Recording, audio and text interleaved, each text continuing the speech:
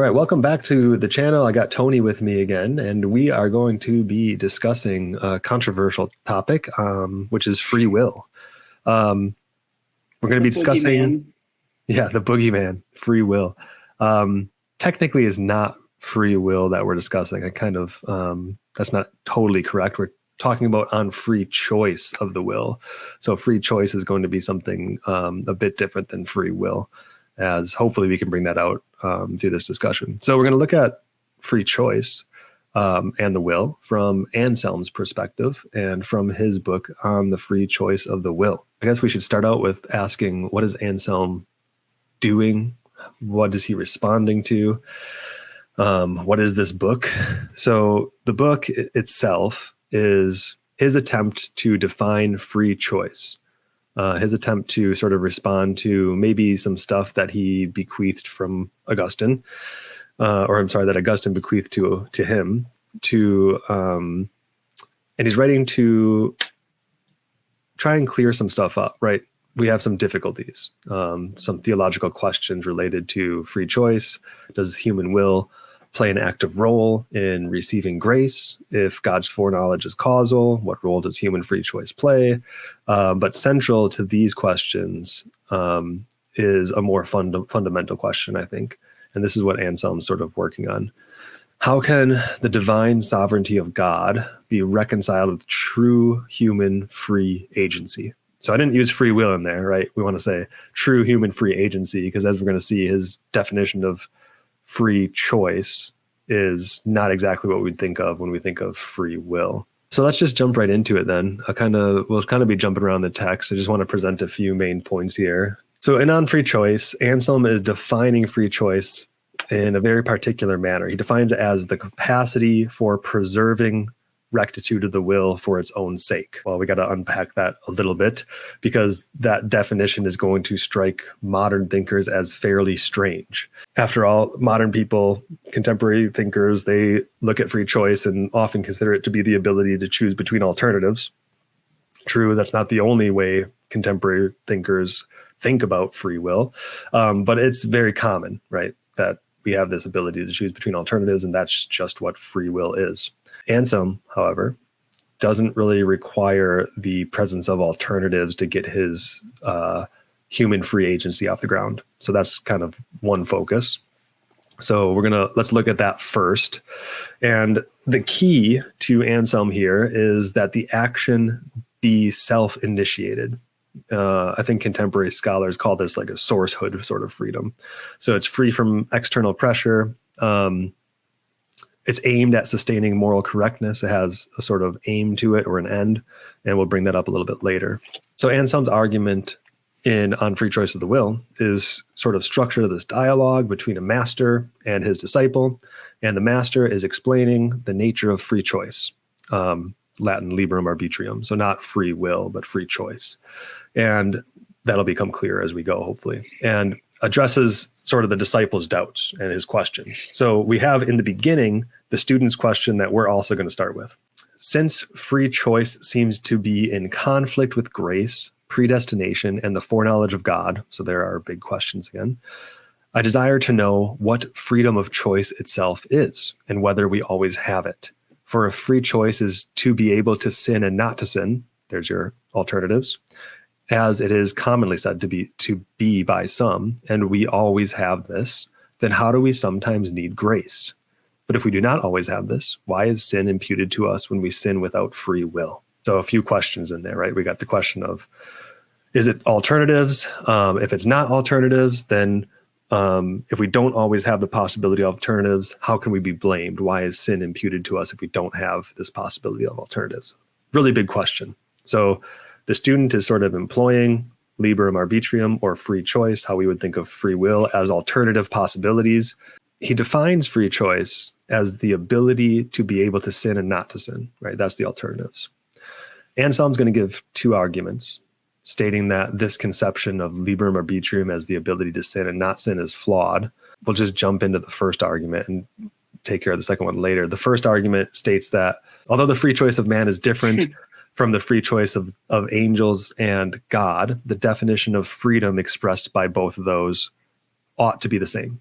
we have this sort of other term that's coming in, freedom. So we have free will, free choice, freedom. What Anselm's looking for is a definition of free choice that's going to express freedom the same way across angels, God, and man. Mm-hmm. So like a full encompassing definition, basically. Yeah, he wants univocity of freedom between all these. Since the divine free choice, and we can say even that of the good angels, can't sin, sin does not belong to the definition of free choice. So notice Anselm starting with God as his definition, right? Well, what is God's free choice? He can't sin. So free choice must not have the ability to sin because God has free choice.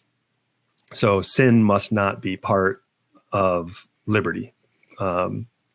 So that's his starting point. The second argument starts with the question, which will appears freer to you? The one that so desires and is able not to sin, that it cannot in any way be swayed from the uprightness of not sinning, or the one that can in some way be swayed to sin? So the Anselm asks the student, well, which will seems freer? The one that can sin and cannot sin, or the one that can't sin at all? Now, if you believe in alternative possibilities, what one seems freer? It's going to be it's going to be the one with alternative possibilities, right? Yeah, the one that can be swayed. And that is how the student answers in Anselm's in this discussion with Anselm too. As you can probably guess, Anselm's not going to be satisfied with this answer, right? Because he's looking for univocity of the term freedom across all of these. So he leaves us with a separate principle to think about. The principle is that he wants us to consider is this: he who has what is fitting and beneficial in such a way that he cannot lose it is freer than the one who has what is fitting and beneficial but can lose it. So the main point is that true freedom on this principle is not just about having options, but about being firmly rooted in what is good and right. Being unchangeably good, like God and the angels, is presented as a higher form of freedom than merely just having the ability to choose between good and evil, which makes sense, right? If we're talking about God has the highest sort of freedom, then it would make sense that the highest form of freedom would be not to sin. That makes a lot of sense, because I think what Anselm's working with is the idea of being able to be tempted suggests that there's some kind of like boundedness you have to some extent, where you're being like pulled and subject to like things having having a sway or power over your will. So it almost seems like on Anselm, he thinks the more free you are actually means the less power those things have over you, which is really interesting.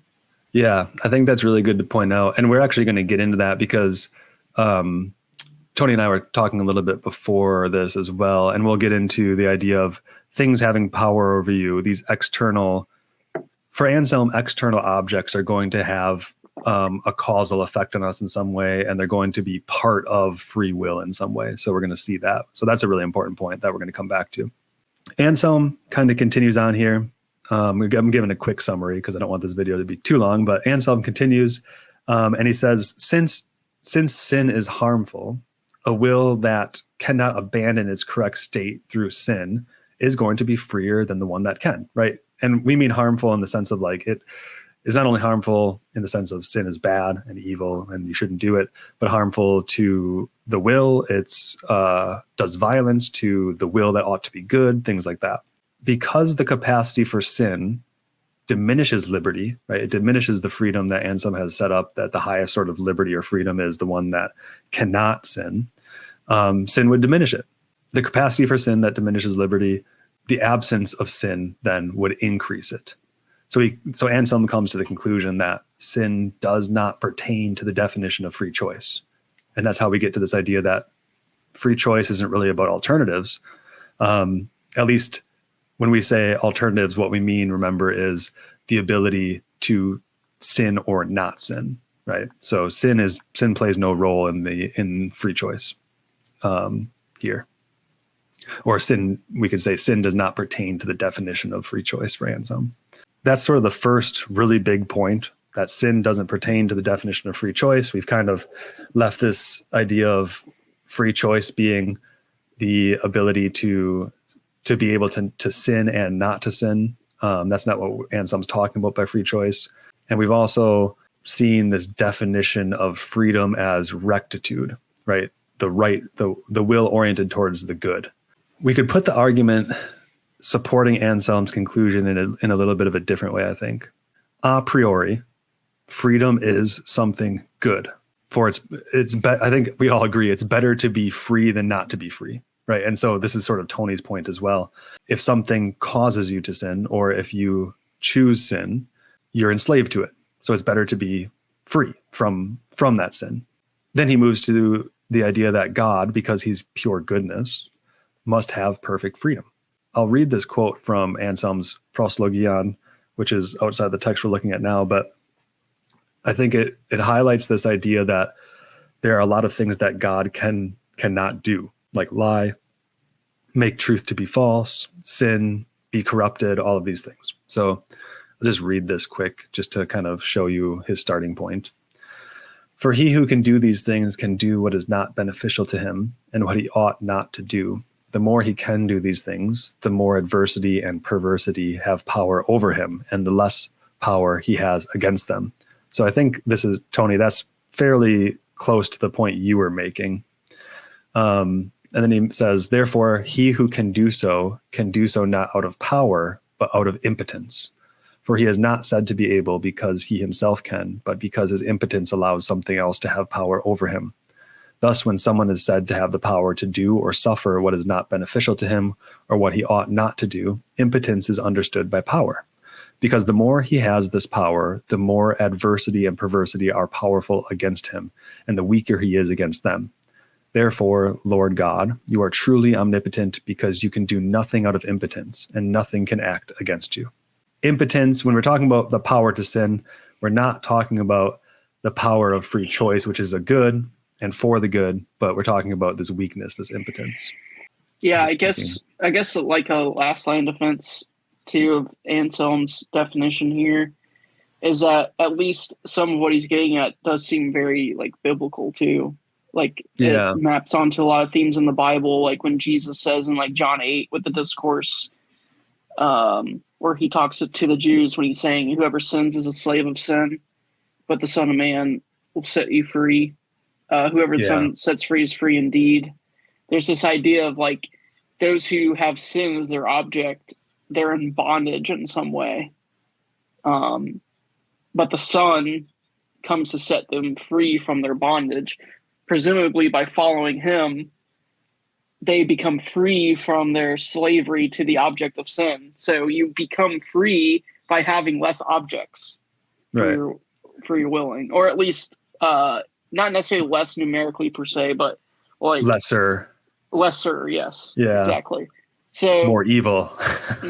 Yeah. So, which is like a really interesting way. Like it does seem like a very biblical way to talk about freedom, which is kind of like the attractiveness to Anselm's view, is that the way he defines freedom seems to be the way sometimes it's spoken of in the Bible, like by Jesus and some others.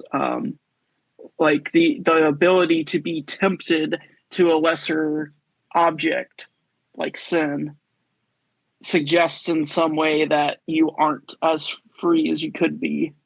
Mm-hmm. Yeah. And it's interesting because we also are slaves to Christ, but Christ is the great object, the good object, right? The highest good object, we could say.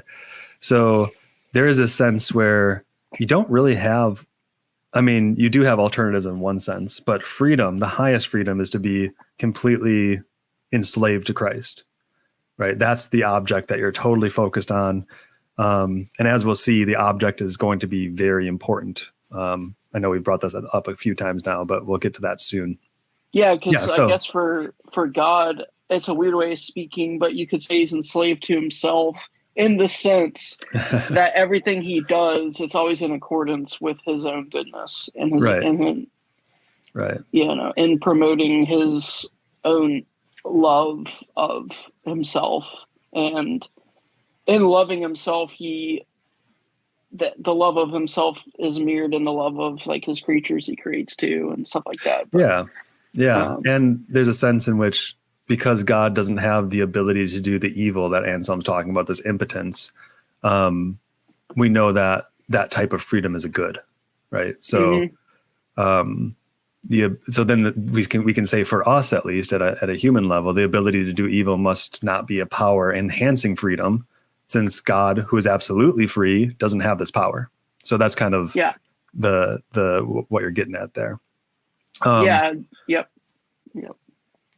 So the ability to sin is a privation of good, we could say. That's sort of maybe Augustinian language, but I think Anselm would agree with that.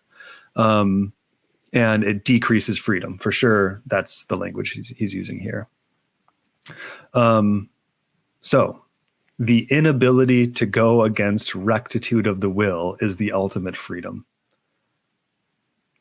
which is kind of interesting. And the ability to turn away from sin, the ability to turn away from rectitude, that's a defect. So that's what we're talking about with this inability. Okay. So there's maybe one more thing that I want to bring up, an issue that's brought up by his student as well. So in the dialogue, the student kind of asks, well, since free choice doesn't include sin in its definition, then how can we reconcile the idea that both angelic and human natures, which we did initially have the capacity to sin, sinned through this free choice?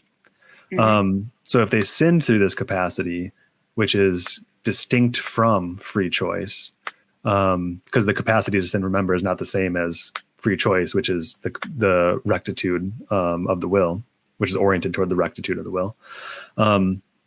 Then can one truly say they sinned of their own free choice? Because the capacity is something different than free choice. So it's actually a really good question. Another way to put it, if they did not sin through their own free choice, but some other capacity or a deficiency of the capacity, then it appears they sinned out of necessity, because they didn't sin through free choice.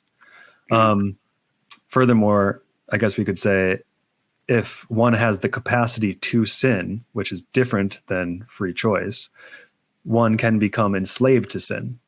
So then how can we consider a nature that can become dominated or enslaved by sin, which is something external to it, to possess true free choice? Anselm's answer, I think, is worth reading in its entirety, and then we can maybe flesh it out a little bit, because I think this tells us a lot about his position. He says, the fallen angel, or the first man, sinned through free will because he sinned by his own judgment, which was so free that it could not be compelled by anything else to sin. Therefore, he is justly reproached, because having this freedom of his own choice, he sinned not by any external compulsion, not by any necessity, but of his own accord. He sinned through his own choice, which was free, but not through that by which it was free. That is, by the power by which he could avoid sin and not be enslaved by sin, but by the power he had to sin, by which he was neither aided to the freedom of not sinning nor compelled to the servitude of sinning. However, what you seem to infer, he's talking to a student, that if he could be a servant of sin, sin could dominate him, and therefore neither he nor his choice was free, is not the case. For he who has the power not to serve, and is not under the power of another to serve, can serve by his own power. As long as he does not use the power of serving, but uses the power of not serving, no thing can dominate him to serve. For even if a free, rich man can make himself a servant of a poor man, as long as he does not do this, neither does he lose the name of freedom, nor is the poor man said to be able to dominate him. Or if he is said to, it is said improperly, because this is not in his power, but in another's. Therefore, nothing prevents an angel and a man before sin from having been free or having had free choice. Okay, that's a long quote. There are a few parts I just want to maybe bring out. So he begins by stating that the fallen angels and the first humans sinned through their own choice. That's, before the fall, right? They did have this choice. They've sinned through their own free choice. And then he says, in fact, their will was so free that nothing external to it could force them to sin. So we're not talking about like violence of the will here. Thus, they sinned not out of compulsion or necessity, he says, but simply by their own will. That's the only thing that could that's the only thing that could enslave them or cause them to be enslaved to something, is their own choice.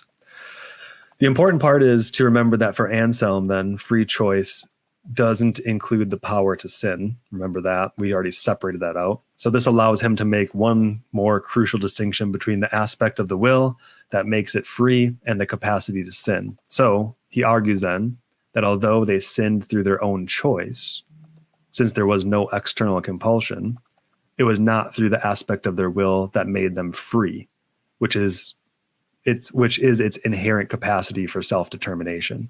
In other words, what he's saying is the capacity to sin is separate from the essence of liberum arbitrium, or free choice.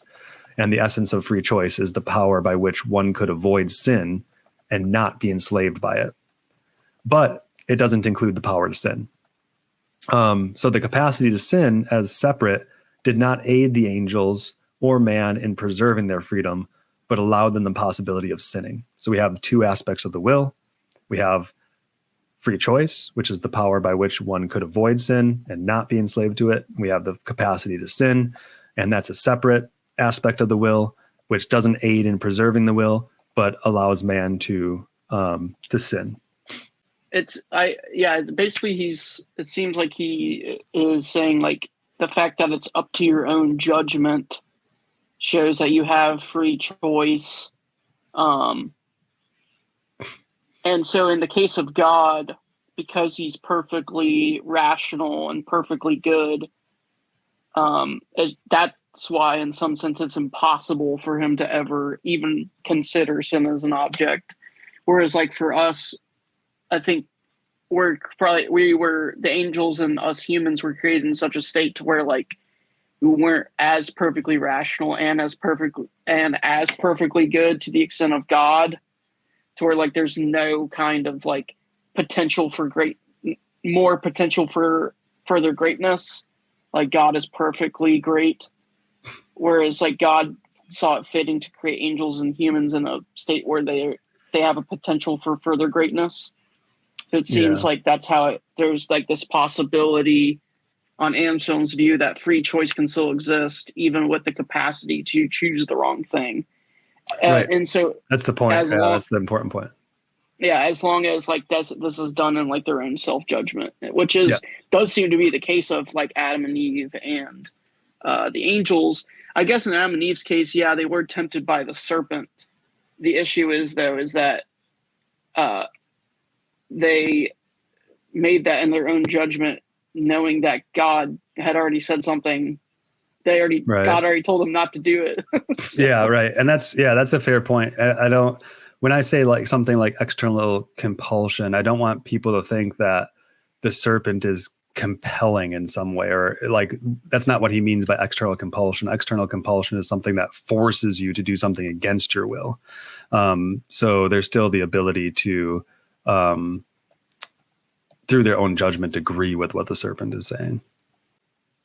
And I guess one more thing he says, just to kind of expand on what you're saying. So Anselm's addressing the concern that if one has the capacity to sin, then you could become a servant of sin. So isn't it the capacity's fault? Isn't it sort of like God's fault that we have this capacity? And he explains that while you can serve sin, sin can't dominate you as long as you exercise your power of not serving, which is free choice, right?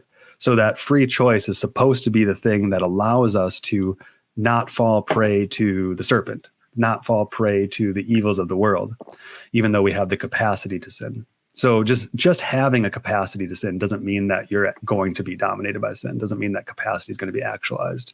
You could use your free choice to not serve sin. So the initial freedom that Adam and Eve had, for example, and then the subsequent act of sinning were both genuine expressions of free choice, even though they had the capacity to sin. So it might seem, let me just deal with one last objection, because it seems like Anselm's contradicting himself by saying, okay, well, the rebel angels, the first man, did and didn't sin through free choice. That's what it sounds like at first blush. But I think what Anselm's doing is he's simply distinguishing between the capacity that makes the will truly free, right? Which is the ability to preserve rectitude, and that's free choice. And then you have the capacity for sin, which is a necessary byproduct of the will's freedom from coercion, this free choice, right? That's a necessary byproduct. So both the rebel angels and the first man could use their free choice or their free will, this power for self-initiated action. That's what he means. He doesn't mean alternatives. He means self-initiated action. And both the rebel angels and the first man could use that to sin. However, the sin didn't originate from the aspect of their free choice that is inclined to, or from the aspect of their will, I should say, that is inclined towards goodness and righteousness. That would be free choice or liberum arbitrium. That's what upholds rectitude. So it seems like there's a contradiction there, but if we carefully kind of explicate this or expound on what he's saying, you can actually resolve that tension, I think. The last thing, it's a bit hard to explain because we don't think about free choice or free will in this way, but I think the typical way people think about free will is a bit, I want to say Kantian, but maybe that's misleading. But we at least have these alternatives. But the one thing that's missing out of this Kantian perspective, and I think that's generally how we think about moral value in action. I bring it up because if you think that way, or if you're lean more Kantian, you will probably miss an important aspect of Anselm's thought. And this is sort of the last thing I want to bring out for on free choice of the will, is that a power like free choice is not only defined by its action. So the moral value of an action for Kant hinges on its underlying motive. We could maybe say the same thing for Anselm, but Anselm's going to add something more to that. He's going to say a power is not only defined by its action, but also by the object it's oriented toward. And that's the important part. So Anselm says this. He says, "For we have no power, I believe, that is sufficient in itself for action.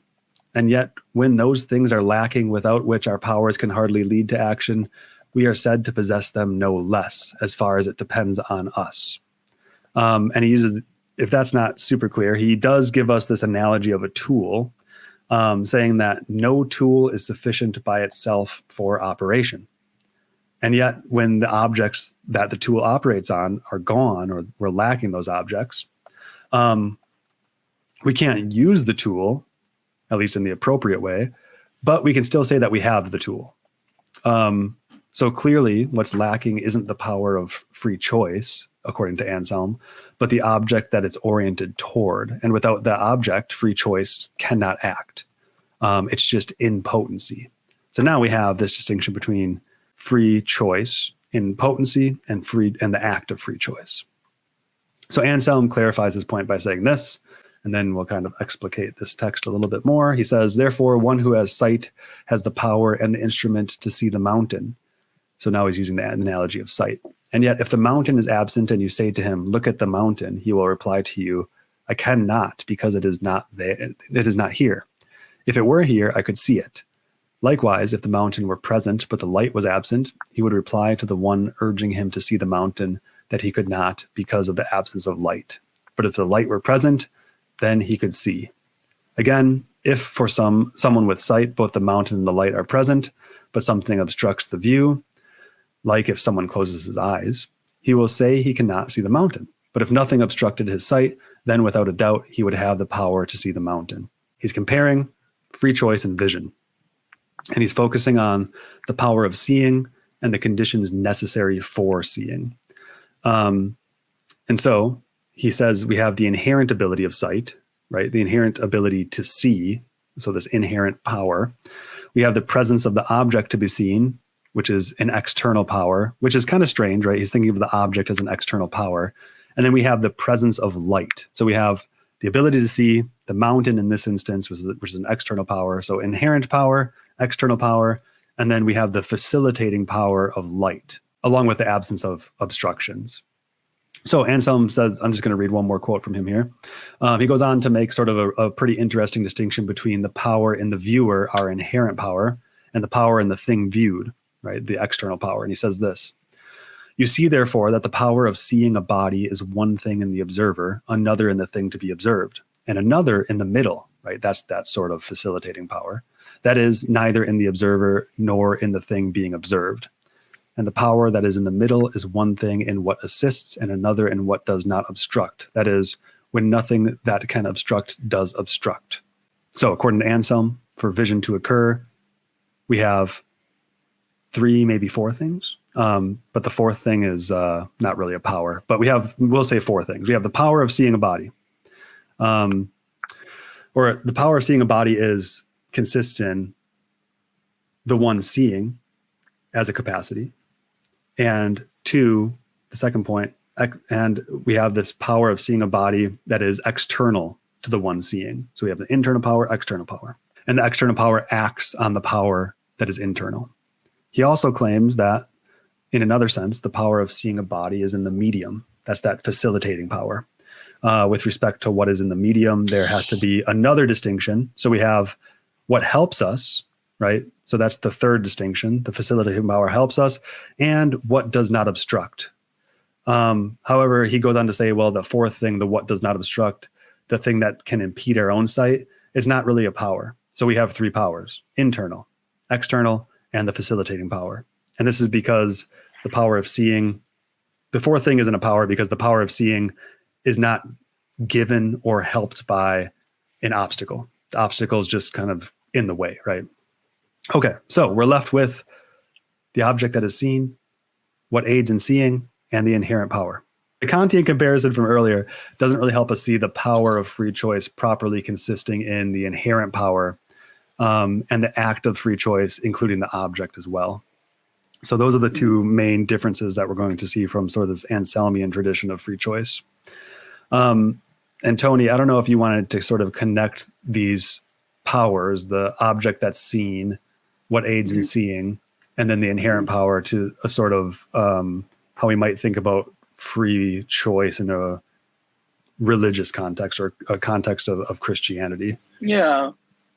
So it seems to me like the power, there's a power in objects to be seen, it sounds like, is what Anselm's getting at. So like a body has an inherent power to be seen. A seer has an inherent power to see things like bodies that also have inherent powers to be seen. And then there's this accompanying power like light that helps you see the thing in question, right? And so in like a Christian context of like in our spiritual life with God, this would be like, there's these spiritual analogies which talk about, people being blind, like, or in darkness or something like this, right? So it seems like we have this inherent capacity. All people are created with this inherent capacity to know truth, to believe in truth, these sorts of things. We're created with those capacities.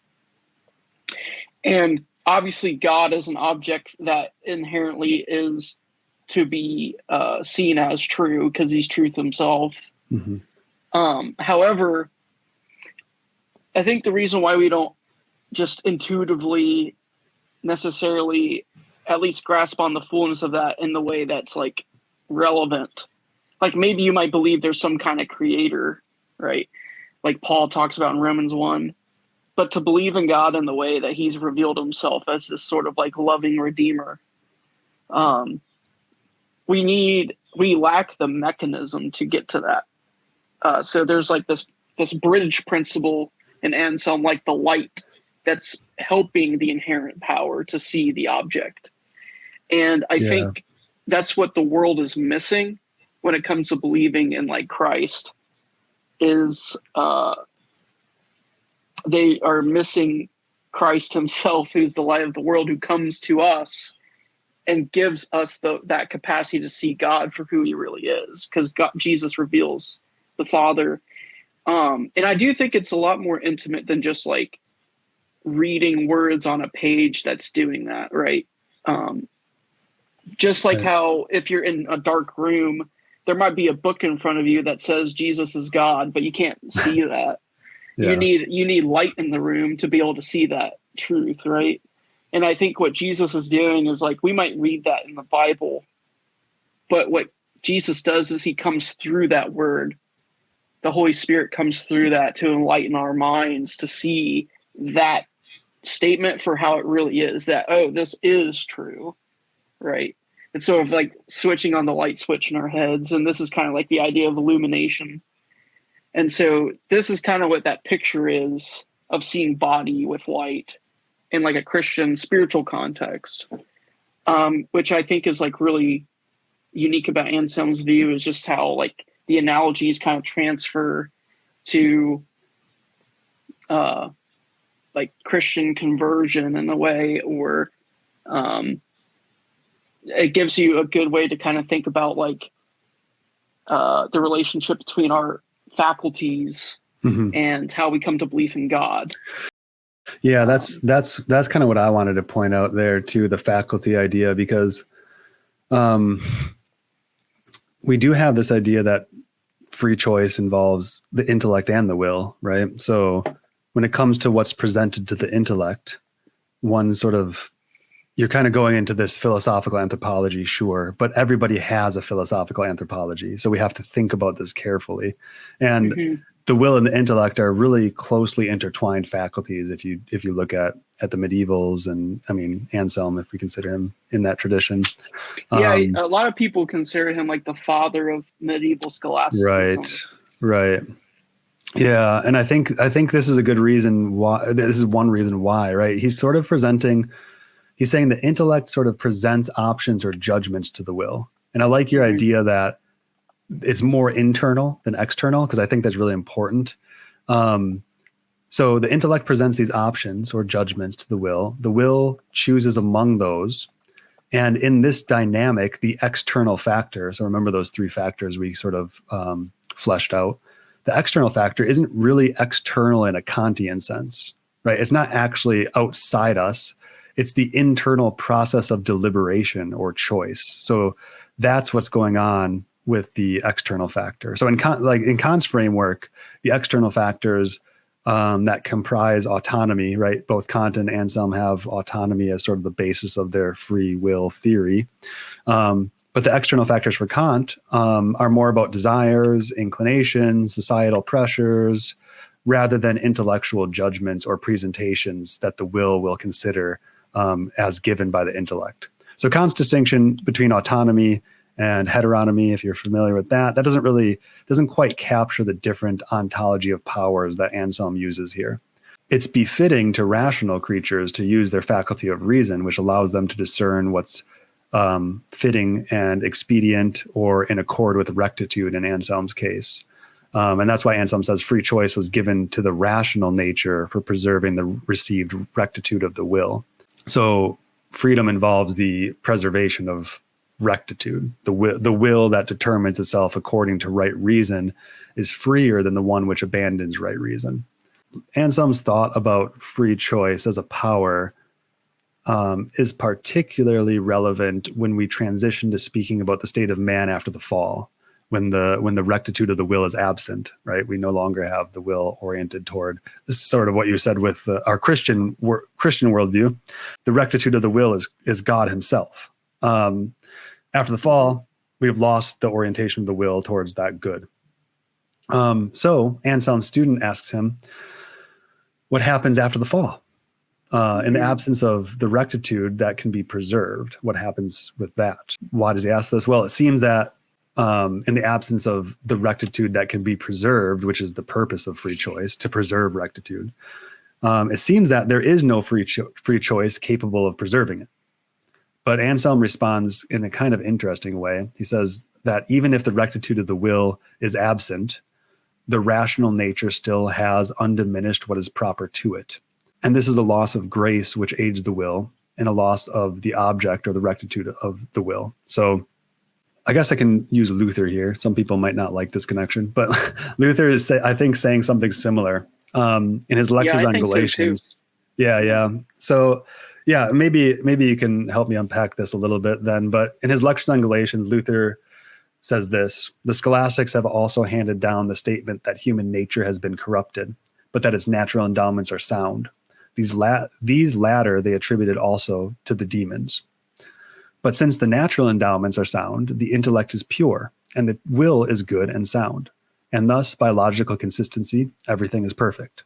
It is necessary to know these things if the purity of the doctrine of faith is to be preserved. When the sophists say that the natural endowments are sound, I concede this.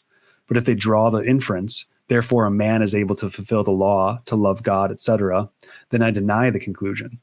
I distinguish the natural endowments from the spiritual, and I say that the spiritual endowments are not sound, but corrupt. In fact, totally extinguished through sin in man and in the devil. So, the point of that, both Luther and Anselm maintain that natural powers retain what is in their own, what is their own domain, and they're preserved. As we said kind of earlier, Anselm distinguishes between the capacity which makes the will truly free and the ability to preserve rectitude. Remember, ability, the act, and the capacity are different. So he distinguishes between the capacity which makes the will truly free and the capacity for sin, which is a necessary byproduct of the will's freedom from coercion or freedom from this external compulsion. So both the rebel angels and the first man use their free will or their power for self-initiated action to sin. But the sin did not originate from the aspect of their free will that's inclined towards goodness, towards God, towards righteousness, which would be upholding rectitude. And Luther seems to agree here, right? Just the mere faculty of free choice, which has the potential for self-determination, is natural and uncorrupted.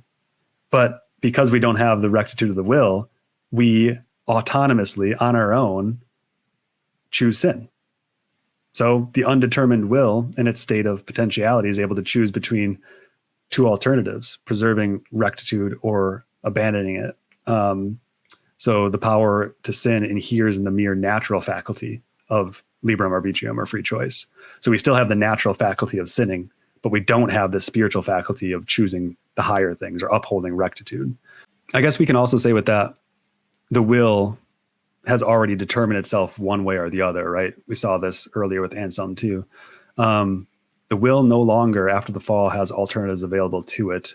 The undetermined will's ability to choose from at least two possible courses of action is what typifies most people's notion of freedom. The determined will is also free. Why? Because the absence of alternatives open to it is the result of a free choice to either uphold or forsake rectitude. So when we say a determined will, we don't have to get rid of the capacity of free choice, but we don't have one factor that Anselm requires for acting, for that capacity to act, which is the object of goodness itself.